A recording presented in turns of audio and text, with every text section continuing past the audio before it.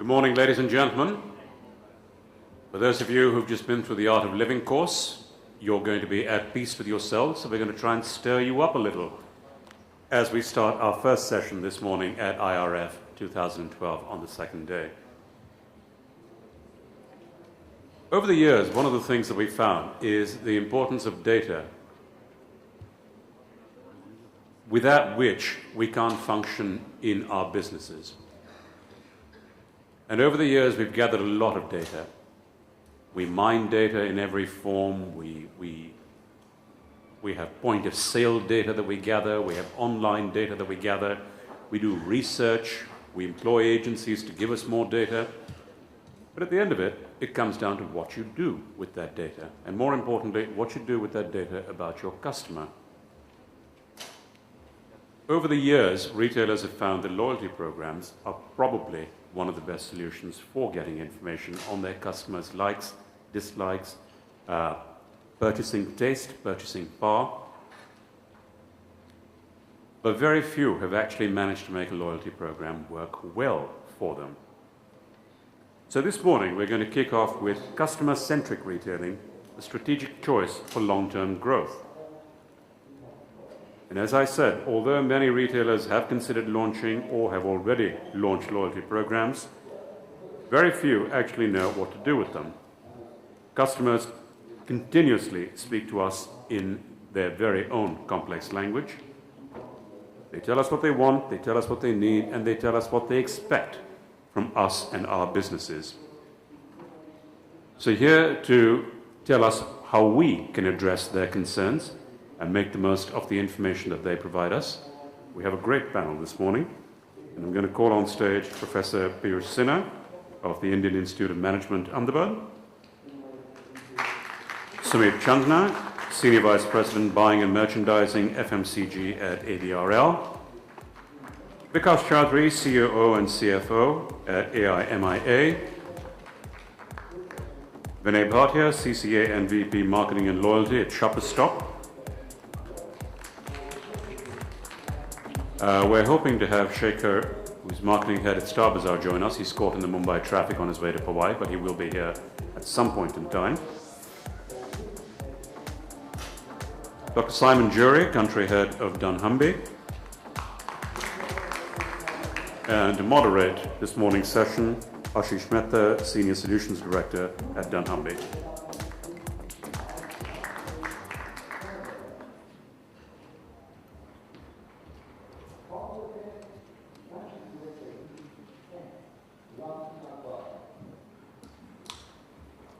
Morning, everyone. So Anish has already talked about, the fact that we've come in from the Art of Living session. I just thought it's good to look at one of the things in that session was about introspection, about how to de-stress. From yesterday, from Beek's first presentation, everybody's been talking about what does it mean for us in the retail industry to start going back to what the consumer really wants and what impact that has. So I think this is a session where we can introspect a little bit more on that with this panel. And I'd first like to invite Simon to talk through his presentation of customer-centric retailing. Thank you. Okay, good morning, everybody. I'm delighted to be here this morning. I've got to say, I've been to quite a few conferences across Asia over the last 6 months or so. And the passion, the energy, the interests at the IRF is quite refreshing. It's quite outstanding. So yeah, I'm delighted to be part of it, and I do hope that you find this session engaging and interesting.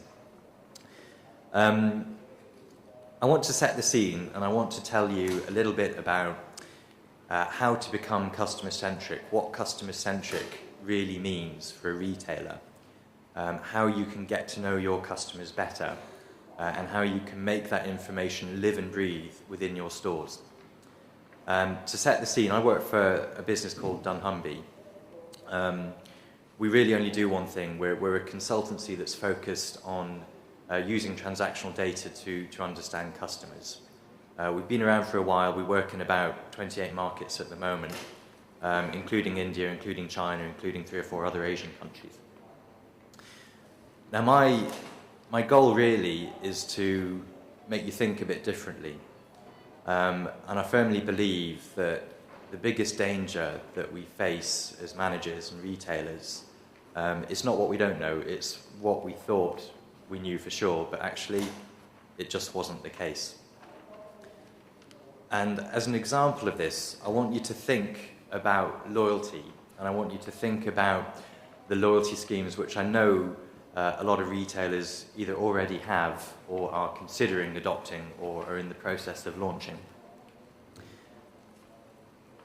And I've visited India a couple of times over the last year. I'm not an expert on India at all, but I visited a few times and I had a few conversations.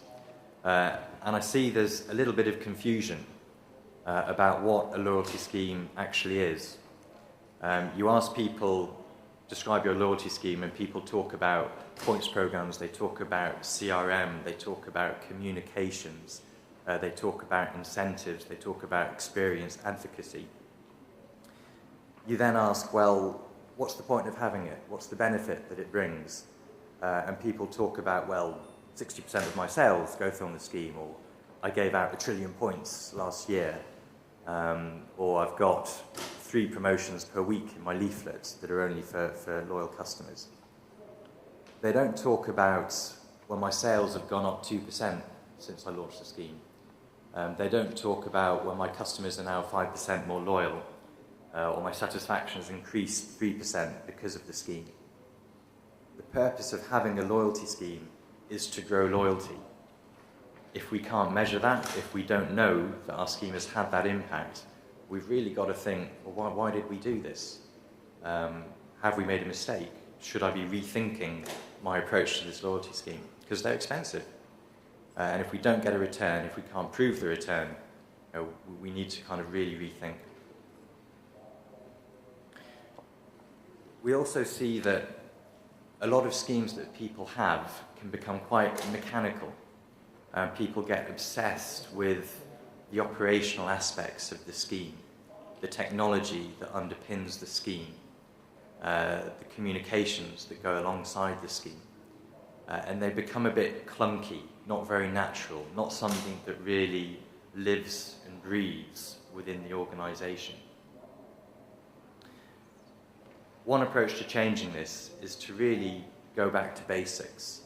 A lot of people over the last day, and I'm sure through the course of today as well, have talked about customers and talked about how we must do what's right for customers. Now, really, the prime goal of a loyalty scheme is to enable us to do that. It's to enable us to understand our customers better. We've worked with probably in excess of 40 to 50 schemes around the world. And by and large, we see that viewed as just a way of giving a discount, a way of giving points, a way of rewarding customers, at best, you'll have a one-to-one return. So you give $100 out in points, you'll get $100 back in through the till. It's a break-even situation. The real skill and the real power is using that data in a clever way and in a way that reflects what customers want within your stores. And with a bit of imagination and with the right kind of analysis, the right kind of segmentations, it is pretty astounding what transactional data can tell you about your customers.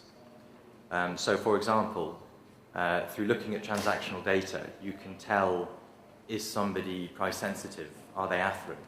You can see if they like promotions. You can see if they like big brands. You can see if they're quite adventurous in how they cook. You can see if they do a lot of entertaining. You can see if they've got a big family, if they've got a baby, if they've got a pet. You can see what kind of hobbies they have. You can see if they're health conscious. Do they like convenience food? Information that, from a marketing point of view, is absolute gold dust. It tells you exactly what's important to this customer. It tells you what kind of messaging to use. It tells you what kind of promotions, what kind of products they're going to respond to if you give them an offer on it. But even outside of marketing, this information has got direct relevance to how you set out your store. Stores are a bit like a battlefield. There's a huge amount of confusion. Customers struggle to find the products that they want. They don't understand the way a store is laid out. They don't understand the adjacencies that they see. Really, our goal, if we're going to become customer-centric, is to make this environment easy for the friend that we know. And we do know this person because we can see a pretty intimate part of their lives, what they choose to pick up, what they choose to ignore when they go shopping. And I want to give you some examples of how this actually works on the ground in a store. If you look at the products that somebody buys, and you look at the products that they don't buy, you can build up an idea of what products they would substitute between and what products they would definitely never substitute between. For example, shopper goes in, they're looking to buy product A, it's not available, they switch to product B, but they would never switch to product D. Based on that kind of science, you can build up a very detailed view of what the customer decision tree is. Should we be ranging the category by brand? Should it be by pack size? Should it be by flavour variant? Should it be by price point? Traditionally, those kind of questions are answered by research, and research is normally limited to a small sample size, and it's completely dependent on people being honest in the questions that you ask. Taking this approach, it's much more data-driven, it's much more scientific, it's based on the facts of how people are behaving. And this is an example from, it's actually milk category, where the category used to be built around brands, which suppliers incidentally very much favour. They love to see a category with clear brand blocking within it. However, when you look at how people shop the category, the truth is often quite different. And we re-merchandised this category so that it was now merchandised by function. And just by making what is a reasonably simple change within the store, suddenly that category becomes easier to shop, customers understand it, customers see the products that they want more easily, and you see between a 5 to 10% uplift in the category sales. So it's an example. We've understood our customers, we've understood how they're shopping their category, and we've made that category easier for them. Another example. Price is a hugely important driver of where people shop. At some level, everybody is sensitive to price. However, some people are more sensitive than others. I guarantee that within your customer base at the moment, there'll be a section of people who are maybe less affluent, maybe have a larger family. Keeping to a budget is absolutely critical. There'll be another segment of people for whom a bit more upmarket, a bit more affluent, they're actually more interested in quality, in the provenance of the products, in the convenience, in the choice, in being excited in what they see in the store. Now, understanding those two groups of people and understanding what they buy changes hugely the way that you lay out the store, the way that you merchandise the products, the way you promote the products. In this example, we saw category sales declining. It was in laundry detergent. And we couldn't work out why until we looked at the customers who were shopping. And you could see very clearly it's those price-sensitive customers that were driving that decline. Now, we hadn't changed the range, we hadn't changed the price points, but what we had done is take space away from key products that were bought by that customer group. So all we had to do was put that space back, give more space to the products that these people wanted. Suddenly, they could see them as they were walking past the aisle. Suddenly, the availability got better on them. Sales uplift 16%, volume uplift 48%. Simple changes based on understanding your customers and understanding what's driving a change in the category.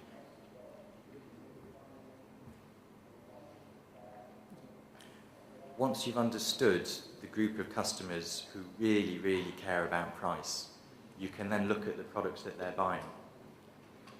All retailers want to be known as the market leaders for price. They want to have a very strong price image.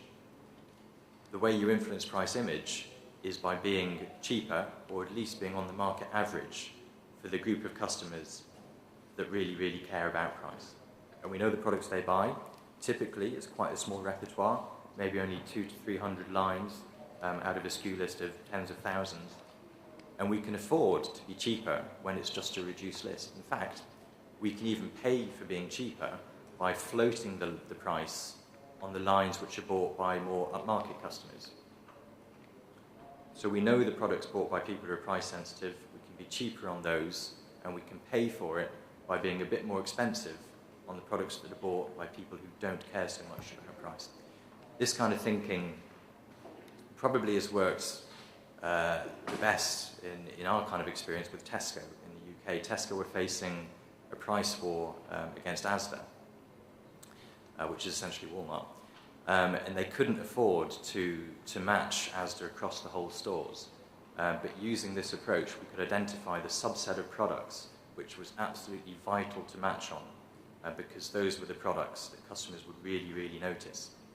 And by doing that, our price perception actually increased over the period, and we could do it in a way that did not destroy our margin.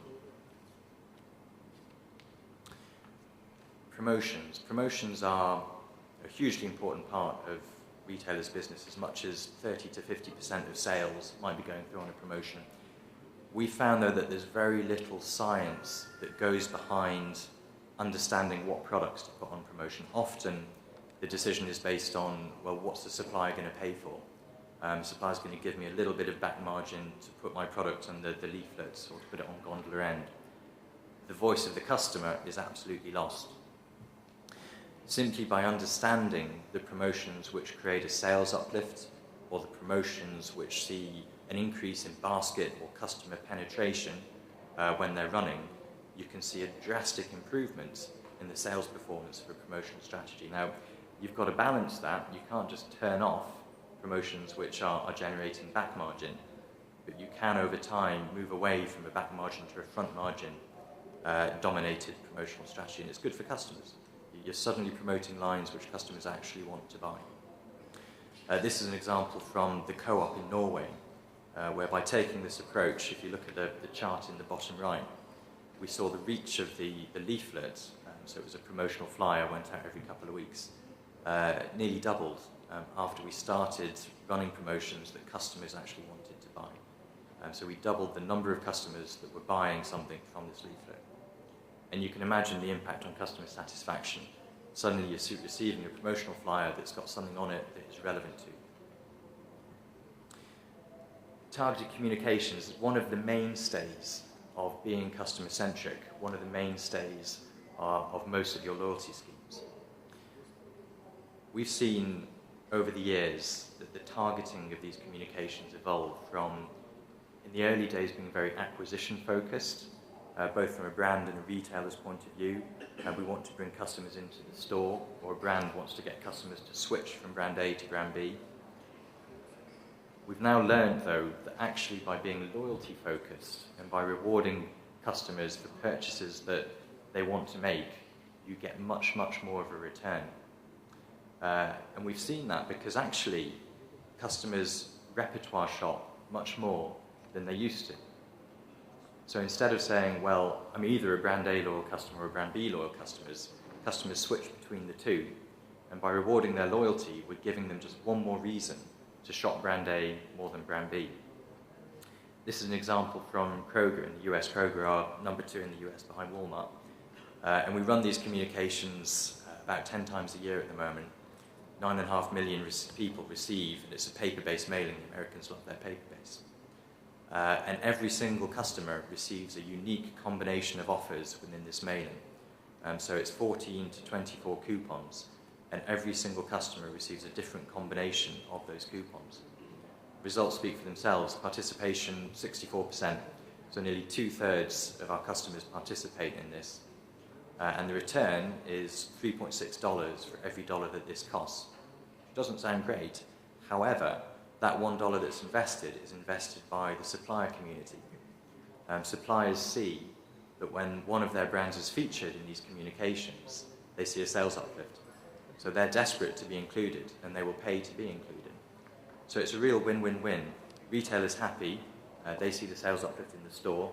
Suppliers happy, they see their products going up, and the customers happy.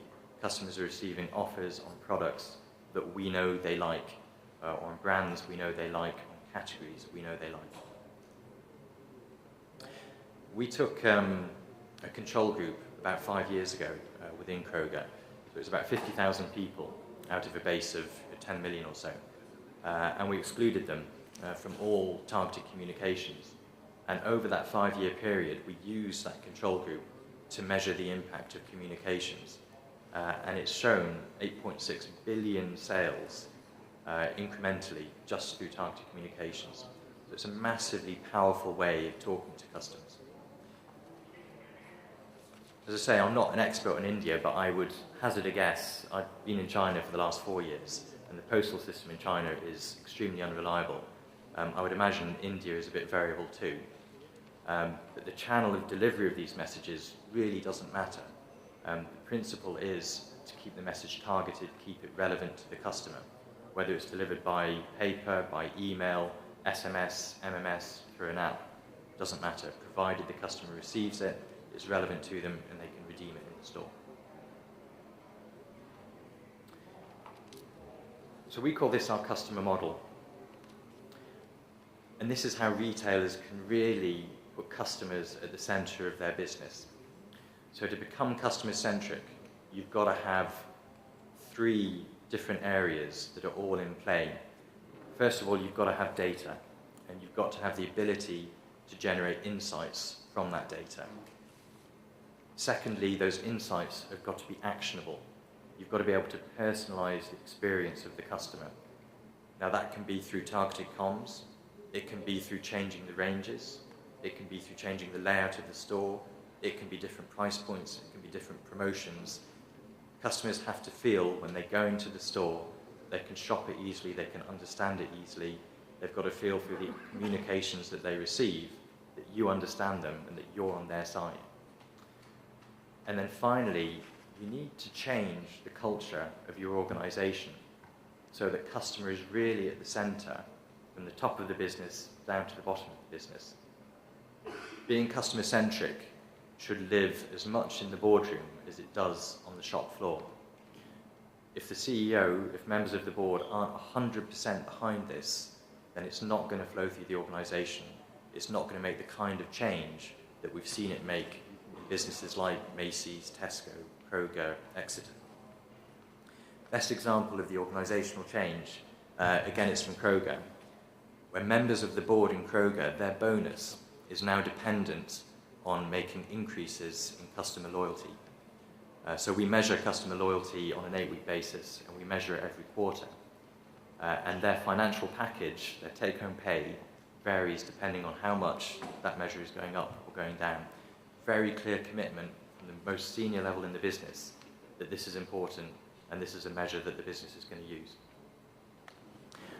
When this works, when retailers do this properly, you create measurable value and you do it quickly. Over the course of an engagement, we would typically expect to see 0.5% rising to 5% like-for-like sales benefit based from taking this kind of approach. Another example from Kroger. So Kroger adopted a customer-centric strategy round about here. Blue line is Kroger's growth, red line is Walmart's growth. And it's a spectacular success. Over the last 33 quarters, Kroger's had successive growth, and that's through a period of huge turmoil in the US market. The most astounding feature of this, though, for me, is that 95% of Kroger's growth has come from existing customers. So these are the people who are already walking in the door before Kroger took this action. However, Kroger were only getting a portion of their spend. Even your most loyal customers today, they're probably only spending 40-50% of their total wallet size with you. If you increase that to 60-70%, then you can see a huge like-for-like impact. And you should be able to increase it because you know these people. You've got their information, you know what they're buying, you know something about them. That's far more easy to leverage than bringing in somebody cold off the street who you know nothing about. It occurred to me yesterday, attending a lot of the presentations, that the future's bright in India. The economy's growing, retail seems to be growing. A natural question to ask is, when we're talking about a new strategy, a customer-centric strategy, why would I bother? I'm doing okay. If it isn't broken, then don't fix it. And I think that's a great question, and I don't have all the answers to that. I think it could be a good question for the panel to discuss. But here are some thoughts.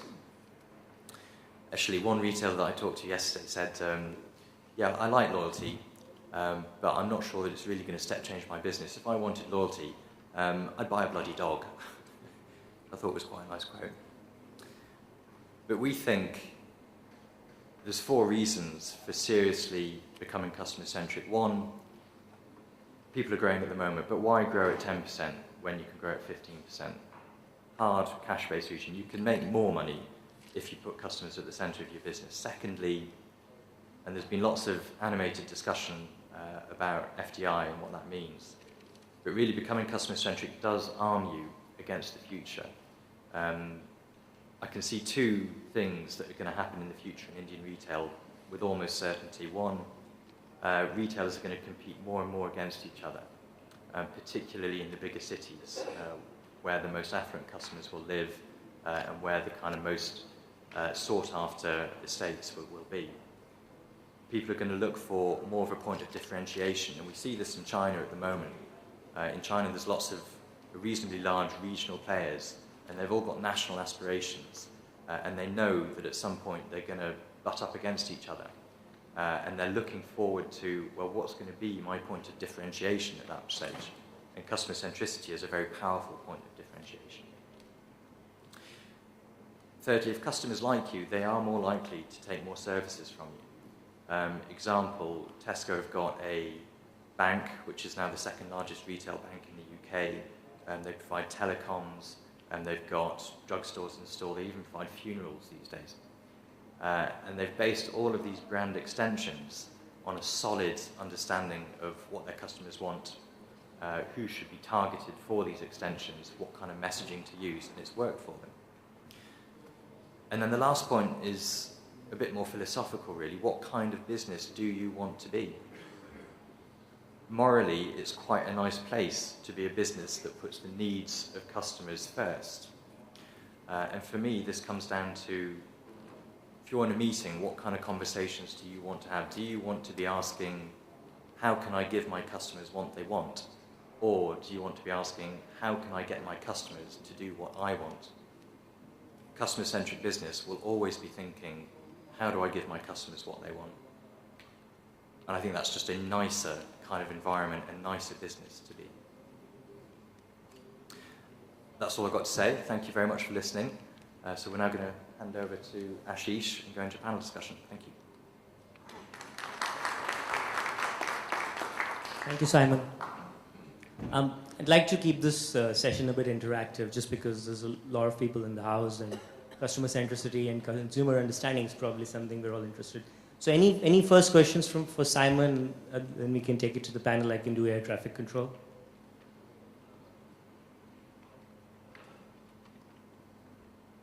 Okay, I take that as a no for now. So Simon, just to wind up with what you said, there seem to be three things that come out from your session, right? One is customer centricity is a strategic choice. It's top down, the organization needs to be bought into it. The second is the customer actually tells you from the data that we get based on them walking to the store and buying a brand and showing up at a retailer, what their preferences are, what they're really interested in.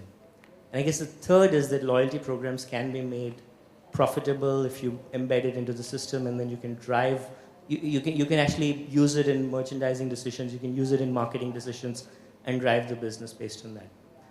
What about the relationships in your experience from the retailers that you work with? Is there something to do with relationships when you say what's top down for a Tesco or a Kroger?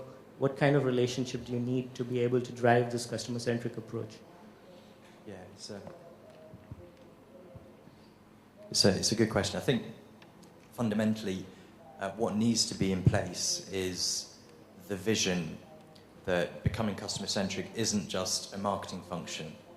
It's not just a small part of the business that sits with a loyalty scheme. It's something that's got to be bought into right at the top of the business. And if that vision is there, then everything else can fall into place. So all of the relationships with the delivery functions, be they within marketing, be they within commercial, be they within the supplier relationship side, they can fall into place. But that vision, that strategic intent, has to be there, and it has to be very clear at the top of the business. We do have, Vinay also here from Shoppers Stop, and Sumit. I just want to play that back to you. I mean, when you look at it, Vinay, you have something on Shoppers Stop where you're looking at loyalty programs for a while. How do you look at it in terms of integrated approach within the organization? To begin with, I completely agree with Ashish and Simon. Analytics or loyalty is really for us in Shoppers Stop. It is integral part of our strategy and life. It's not a department. It is not a set of people who run numbers. In fact, I'd go as far as to say that running numbers is the least of the job of a good quality analytics person. We are lucky, we have a very large loyalty base, about almost 2.7 million. It's also one of the oldest in the country. We have data going back 15 years on customers. So I can tell you exactly what denims you wore in 96, what you moved to, what you're wearing today. And I can give you a pretty reasonably good guess on what you might buy 2 years from now. So a whole lot of transactional data is what we have. For the purpose, you guys are all retailers here, you know the problems and the stress that all of us go through. I thought let me just illustrate to you through 2 simple examples as to what we do. We don't do anything which is rocket science. I am a stats guy by profession before, but very little stats involved in any analytics that we do. It's very simple business problem. So let me give you an example. A lot of what we do is around analyzing categories. We do not start by asking a question. I was asked this question a week ago. What's happening in the kids wear apparel these days? We don't ask questions like this. We start with a hypothesis, and a very simple hypothesis which says that, for example, that every male who walks into our store to buy formal shirts must also buy trousers. Sure, he's wearing it. We then discover that a large chunk of males who are clearly corporate people or business people are buying corporate shirts, but not trousers. The most simple insight on earth. As retailers, all of us know that when people buy shoes, what do they buy? Socks, right? Everybody knows that. But some of these things you can't just see by observation. So for example, we figured out in one of our largest stores at Malad that when women come and buy SKD, which is Salwar Kameez Dupatta, that's an Indian suit, for you, Simon, the Indian dress, they also buy footwear. And footwear, it's a huge store. It's a 125,000 square feet store. Footwear was a good 4.5 minutes walk away from SKD. And we figured that if they are so adjacent as categories, why don't we just put them together? We got a 25% increase on sale by doing that. Yeah, so that was one example. We did very simple work on men's shirts and trousers. So, for example, we communicated to a person who wasn't buying trousers to us. We didn't just communicate that, hey, we've got great trousers. We looked at what else he buys. So when he buys shirts from us, we realized he buys, whenever new brands come into the store, he buys those. So we said, okay, let's communicate to him new brands. There was another person in that same base who wasn't buying trousers. We figured that he is excited by, when he comes to the store, he buys 3 or 4 shirts at a time. So we said, okay, let's give him a focused, personalized offer on upgrading and buying more. There was another guy who was very interested in kinds of fits that are there. So we showed him visuals of fits available. Simple exercise gave us about 12 crores of incremental turnover on what Simon called the control group. So to people who were not communicated and against who were communicated, 12 crores increase. That's one simple example. Let me give you one more which we've done very recently. Working women, we realize, and there are a lot of working women I can clearly see in this room, big segment of business for us. In fact, I would say it's the fastest growing large segment. A lot of people say do segmentation, and we did it in a very actionable basis. So we picked up working women, we saw how are they different. We figured working women buy more ladies' western apparel. Obvious, intuitively correct. They buy a lot of cosmetics, clearly because they're going to office, there is a need to do a lot of presentation, they're outgoing. They buy a whole lot of makeup, fragrances, all of that understood. Take a guess as to one category which working women buy more than their housewife counterpart. Any guesses? Handbags. Yeah, again intuitive. Yeah, it's something which you would imagine. You won't believe this, but kids' toys is bought more by working women compared to their housewife counterparts. I am not a psychoanalyst, so I'm not going to give you the theory behind why that may be happening and what is the guilt and all of that. But I think insights like this, and we are very clear in our program, we call it the First Insight program, that the bias is towards action. And I'm not a librarian of insights. I don't generate insights on the fly. And I only generate insights which I believe are actionable. And I have a very clear monetary target for monetizing those insights. So that's a little bit about our personal experience. Hi, so completely different business, the grocery business. We run our program. Our program is about 5 years old. We have close to about 5 million members at this point of time. The program essentially is very much about understanding who my shopper is, what does he buy, how does he buy, similar vein as what Vinay was talking about, but again, fantastic insights, absolutely fantastic insights. One of the interesting things that we've been doing recently is that we realized that there is need for a build or a scheme or a program within the program, okay, which talked about next month's purchases, because it's a periodic business, right? So what we discovered and what we realized, and it's somewhat similar, Simon, to the Kroger coupon program. We started handing out booklets for next month's purchase this month. Absolutely fantastic response. Only 5 months we've been into it. Last month we gave out 320,000 booklets in our stores. We got an 18% response. Now mind you, Simon, these are not personalized at this point of time. But yes, there is a bit of research gone in, there's a bit of analytics gone in to understand what the kind of products my Club More members in generic buy. They are configured at a city level, so they're not national. So yes, there is a level of understanding of what we are trying to do in each city or how my shopper is behaving in each city. And fantastic activity rates, nowhere close to 70-80%, but from a loyalty program, 18% in the first 3-4 months is absolutely brilliant. And what's more, that booklet has close to about 20 odd coupons. We're getting an activity rate of almost 3.5 to 4 coupons for every single member who's coming and redeeming. That is a very, very, very high activity rate. And of course, we have great plans in terms of what we can do with it.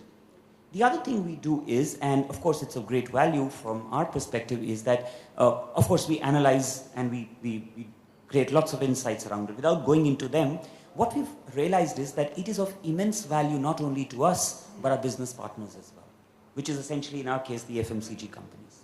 So we've created a platform, which we've already talking to many FMCG companies, and some have already bought in, is that here's a tool, Mr. Brand Manager, which can come and reside on your desktop, and you can play with it. You can understand what those 5 million shoppers are doing, how are they buying, what product are they buying. You launched a new variant, did it cannibalize your other brand or your other variant? Your competitor launched a new product. Did your core customer base try that new product? Did they stay with it or did they come back? How many of them stayed with the new product? How many of them came back? So on and so forth. All kinds of understanding of the shopper. So that's a brief about our program. One takeaway I have is, should go buy 4 shirts, no pants, and I'll get a discount from Shopper Stop, right? So I think we hear from retailers that you're actually seeing programs being built in. Professor Sin, I just wanted to turn it over to you a bit and say, what about the customers? Yesterday you were talking about switching costs for customer is 0. There's a lot of transition happening. Are customers in India ready for looking at this loyalty program? Do they actually value it? I think this is exactly the challenge that we as retailers have. When the switching cost is 0, how do I retain my customers? That's what the challenge is, right? Now this is where I think, let me take a step, 2 steps back and be an academic here, which I am, and bring in something here. Any one of us, when we look at the retail trade, we are looking at such a macro level. Unfortunately, customer doesn't worry about macro. Customer says, this is my store, this is my store, this is my store. Which one do I buy? That's one. So therefore, to start with, it's always one-to-one relationship for the customer. We may be talking to the world, but customer is always building a one-to-one relationship. As they say, one-to-many is flirting. And customer doesn't flirt. That's a problem. Maybe in the beginning time, they will try, but ultimately in the head, they are very clear that this is what they would like to buy it from. And so when we look at, therefore, if we look at customers and if you look at store by store, each store has a catchment area. That catchment area never grows at a rate at which you would like your business to grow. Right? So how do I grow my business, therefore, in the same catchment area? And catchment area or trading area doesn't just expand like this. In fact, it shrinks with time because your competition coming in, right? You have customers moving out, customer moving in, all that. So trading area, each of my store, therefore, because customer doesn't buy from the chain, customer buys from a store. So for me, loyalty is not national level loyalty. Loyalty is within that trading area. Am I able to hold that customer or not? And and what I'm finding that the faster you succeed, faster you actually exhaust potential, and faster you invite competition. So if that is what it is, and we have all noticed that the next store always gets started very adjacent to the most successful store. Right? So therefore the customers are going to get choices. Which means if I am looking at my customers, I have to look at my existing customers and I have to also look at new customers. When we are looking at data tells me only about the existing customer, it doesn't tell me about new customers. So my objective therefore is, how do I maximize my profits from the existing customers? And how do I reduce the cost of acquisition of the new customer? So that my return on marketing investment is what is maximized. And in my opinion, the data that we have about the customers, about the marketplace, is what is going to help me in that. So that I can target it and my return on investment is as high as possible. Because what about your experience with global retailers again when you look at customers? Do they again, when you bring in the loyalty measures, is there an ROI on it that we look at from a customer-centric standpoint? Sure. You've heard insights, from Vinay and Sumit on what happens with what you can do with data. I'd like to share something what we do with data globally. We essentially use data to connect the dots. So we look at transactional data, behavioral data, attitudinal data, and we try and draw a holistic picture of the customer, which leads all the way down to customer engagement and brand experience. So it's far more than acquisition or retention that loyalty talks about. We obviously like to believe data is the new oil. What do you do with that oil? I would say get a massage. I'll extend the corny joke. I coined an acronym, which is what are the best practices for using data and the new oil, which is SPA. Speed, personalization, and awards. So with respect to speed, some insights we've got. We do some work for Etihad in the Middle East, and we found that 75% of your most engaged customers actually signed up within the first 90 days of the program, even 5 years out. Something else we do with respect to speed is timing, which is in combination with digital.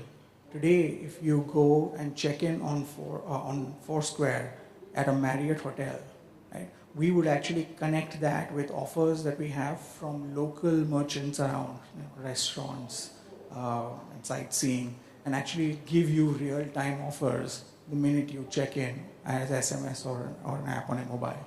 So that's really about speed and timing. And clearly the marketers here that are sending us SMSs at 3 a.m., that's not working. Right? With respect to personalization, we believe in one-on-one personalization, and we deliver it. So we deliver about 12 million personalized offers to about 15 million customers in the UK. That's the level of personalization that we go into. Closer to home, why personalization is key. We run the Taj Hotels program. We find that 10,000 of the top customers deliver 20% of the revenue of Taj Hotels. Right? We know which hotels they go to, at what time of the year, what floor and what room do they specifically like, and what pillow type, is it hard or soft, do they actually like.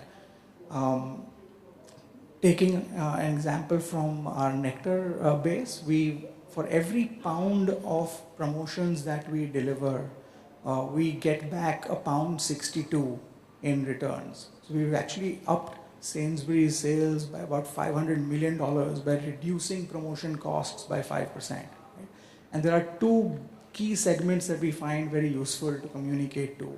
One that we might identify with, they're called the middle-aged but health-conscious buyers. Right? The other ones that some of us who are a little more immodest might identify with, who are called the wealthy achievers. Right? So that's really where the UK, some of the learnings are. And finally, with respect to awards, it's essentially rewards, but how do you make the customer taste blood and then have them really come back to you? So we deliver about $1.5 billion of rewards annually. And there's a deep insight on what the customer really wants. Interesting things, for example, that the customer always wants perceived value to be much larger than what you think you're giving them. So that translates into 50% of our rewards in this delivered from CPG. So we do, Pampers and Coke and all of this sort of stuff. Actually comes from customers redeeming for sweepstakes. So really, lottery tickets or raffle tickets really, and saying, look, I can get perceived much more value. Right? And finally, on the Nectar program, we deliver a very holistic reward basket, which is in a year, an average member in the UK gets about 10 cups of coffee, which is, let's say, for himself. He gets about 2 cinema tickets, let's say, to entertain the wife. He gets about 8 tickets to the zoo to take the family out. And he gets 1 flight ticket to send the mother-in-law back home. So personalization is here, and big data is the enabler for it. Is that what you? I think I saw a question. From. Can somebody? I'll walk to him.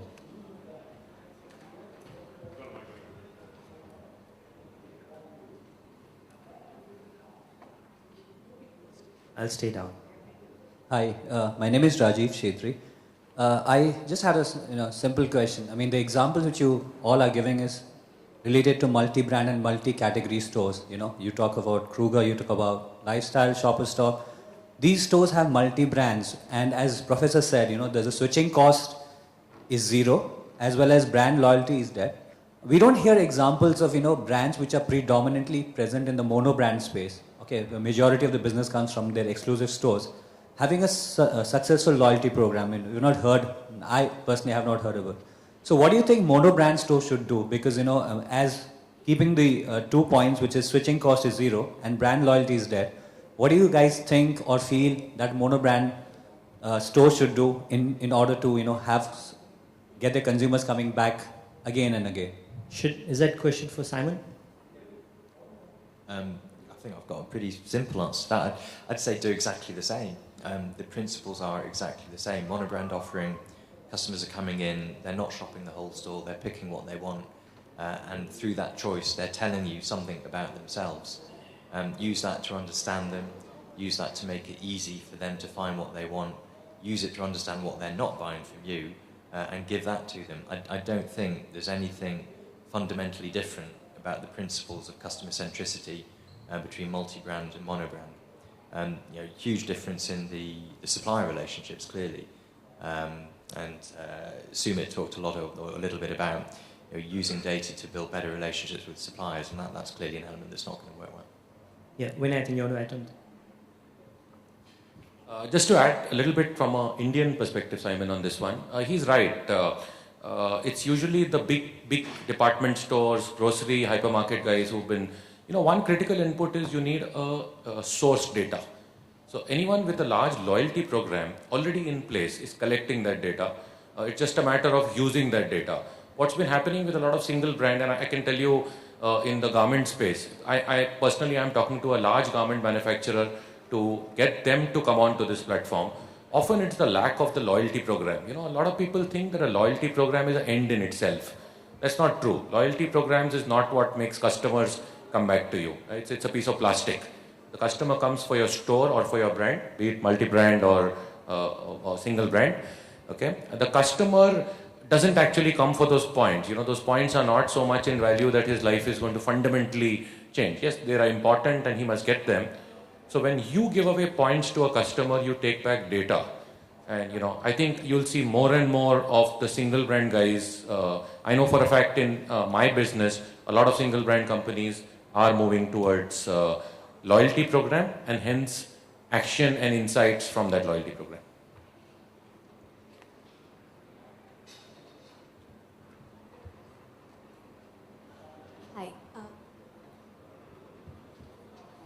Hi.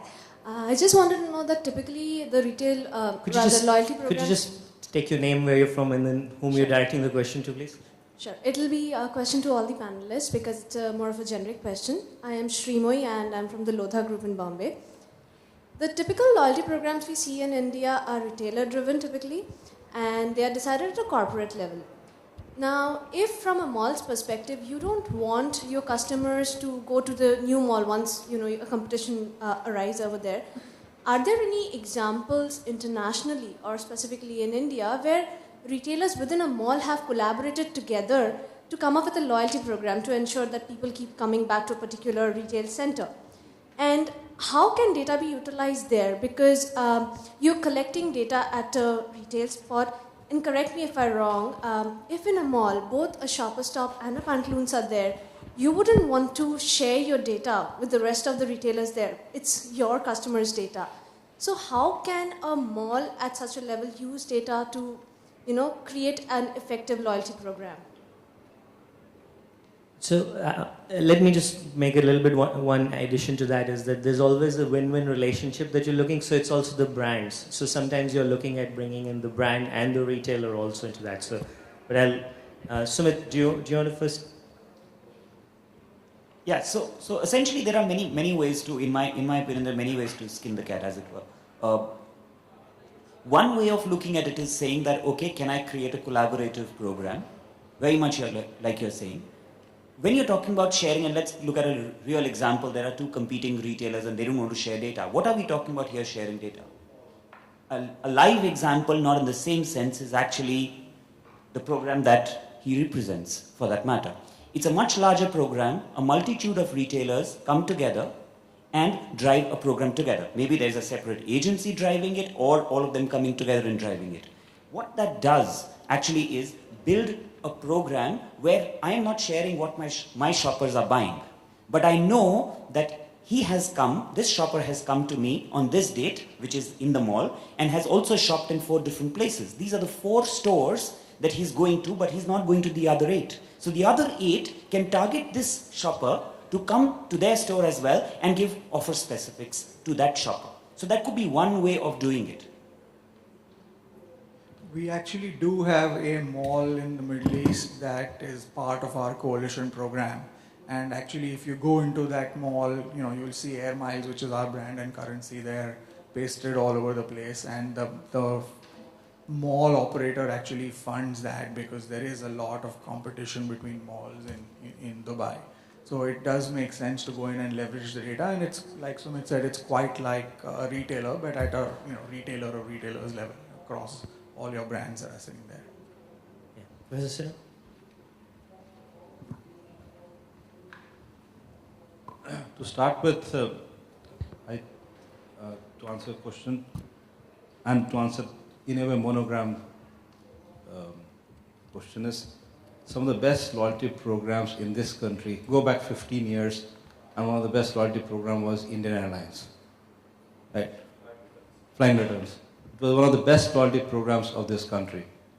So it's not the retailers who have done it, a lot of other people have done it. Banks have done it beautifully since ages. That's something which is there. The question that comes is, and since you represent a group where what I'm seeking similarity between your question or her question, that I have a customer whose purchase frequency is low.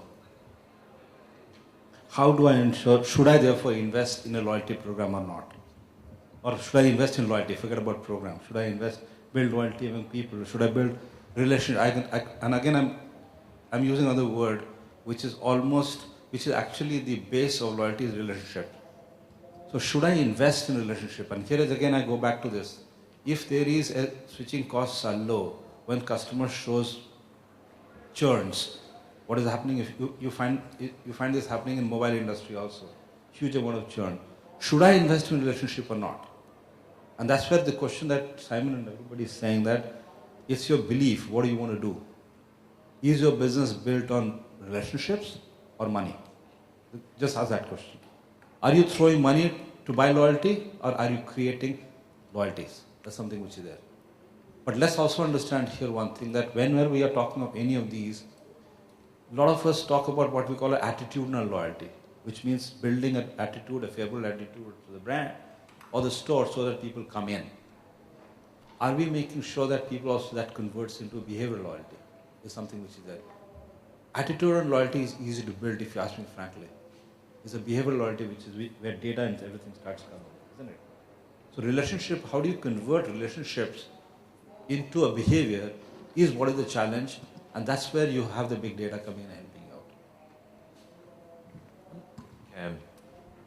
I'd support a lot of what you said, but I get slightly uncomfortable talking about attitudinal loyalty or emotional loyalty when we're talking about grocery retail. The fundamental truth is you're buying your groceries. It's not that exciting. It's not a sexy thing to do.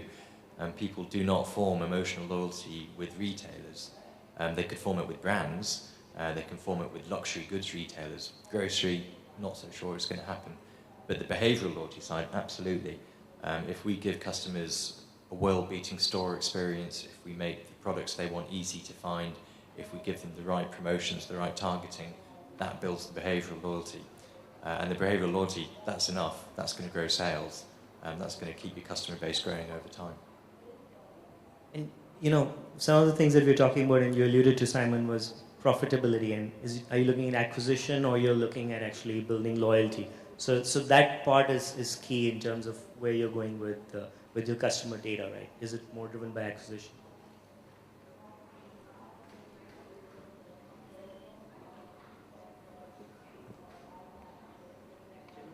Gentlemen, Hi, morning. My name is Abhishek Raina and I represent Tata Communications Banking. Would like to slightly shift from the retail or the mall area, and we are in the payment services space. So we deploy ATMs, we deploy POS for various banks end to end. My question here is, since our starting point is site selection, so what we do is we are essentially a retail-oriented brand, but deploying ATMs, right? So the product is different. There's no engagement with the customer. It's just a transaction which is happening. The point I want to understand from the professor and the panelists is, how do we know who's the consumer, knowing the fact that there will be multiple ATMs in and around the catchment that we will be deploying ATMs in, and whether a brand that we represent, should we actually get into a loyalty understanding, knowing that it's purely transaction, it's cash withdrawal, it's balance inquiry and stuff like that. Yeah, I think he said. I think you got it completely wrong. Because ATMs have the most psychological advantage than a transaction advantage. The fact that I can get money and I can do transaction anytime is a psychological factor. It's not transaction. And that's what I'm saying.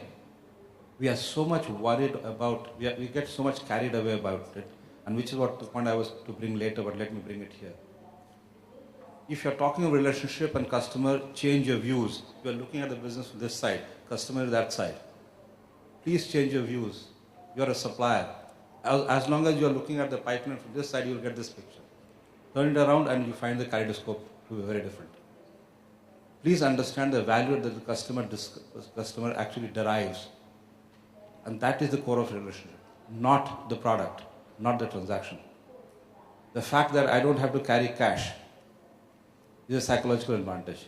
It's not a physical advantage.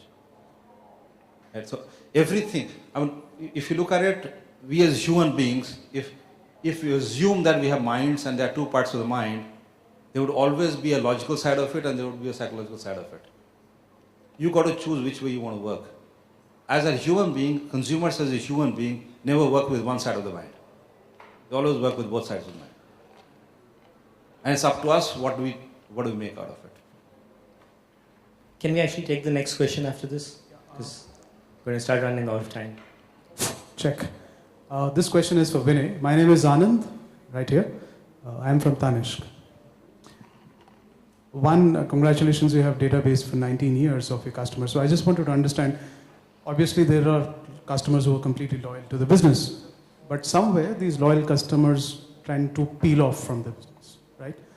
And I'm sure in the 19 years you would have actually found out that in the 7th year or 8th year, 30% of my loyal customers, I'm just giving an example, kind of peel off. So in your business, what insight did you have which helped you to retain the customers who are loyal, but somewhere, for some odd reason, whether it is value proposition or whatever it is, they're peeling off? And how do you prevent that peeling off in a mature loyalty system? Hi Anand, and two parts. Interesting question. And in our language we call it activation program. Typically if you see most loyalty programs have what you call 2-year activation rates of 80%, 85%. Yeah, but there is still a good 15 to 20% of your customers who don't come to you for 2 years, 24 months. Yeah. You have various people doing various kinds of programs, and I think I would go with what the professor said. Usually it's not just those. We have a program called a miss you program. So if you don't come to our store for 24 months, in the 25th month, you will get a communication saying we miss you. And of course that's based on the tonality of our brand. It might differ from some other brand. We might send you a birthday cake to your house. Okay, what we've seen is we've sent discounts, we've sent vouchers, but often when we do what he talked about as a little bit more less functional, suppose cake arrives to you without any cause or anything of that sort, that's often, you as an Indian, as any international world citizen, you feel a need to, you have some touch back with that store.